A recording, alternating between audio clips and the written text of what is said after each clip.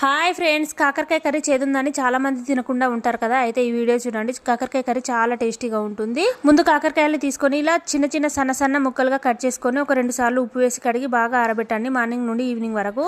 తర్వాత ఒక బౌల్లో కొంచెం ఆయిల్ పోసి కాకరకాయ ముక్కలన్నింటినీ వేసి ఇలా వేంపుకోండి. ఒక 10-15 నిమిషాల పాటు వేంపుకోండి, రంగు మారేంత వరకు. ఇలా కాకరకాయ ముక్కలన్నింటినీ వేంపుకొని పక్కన పెట్టుకోండి. తర్వాత వేరొక బౌల్లో కర్రీకి సరిపడా ఆయిల్ పోసుకొని కొంచెం జీలకర్ర, కొంచెం ఆవాలు, ఒక 4 ఎండుమిర్చి, కొంచెం పసుపు, ఒక 2 రెమ్మల కరివేపాకు వేసుకోండి. ఇందులోనే 4 పచ్చిమిర్చి వేసుకొని పోపు వేగాక 2 టమాటా ముక్కలు వేసుకోండి. ఇందులోనే రుచికి సరిపడా సాల్ట్ కూడా వేసుకోండి. టమాటా ముక్కలు బాగా మగ్గిన తర్వాత ముందుగా మనం వేంపి పెట్టుకున్న కాకరకాయ ముక్కలన్నింటినీ వేసి ఇలా ఒక 5-10 నిమిషాల పాటు బాగా ఉడికించాలి. ఉడికిన తర్వాత ఒక 2 స్పూన్ల కారం పొడి వేసుకోండి. ఇప్పుడు ఒక 5 నిమిషాల పాటు ఉడికిస్తే చాలండి. కాకరకాయ కర్రీ రెడీ అయినట్టే. చివరిగా కొత్తిమీర వేసుకొని సర్వ్ చేసుకుంటే కమ్మటి కాకరకాయ కర్రీ రెడీ అండి. తప్పకుండా మీరు ఇంట్లో ట్రై చేయండి. నచ్చితే నా వీడియోకి ఒక లైక్ చేయండి. సబ్స్క్రైబ్.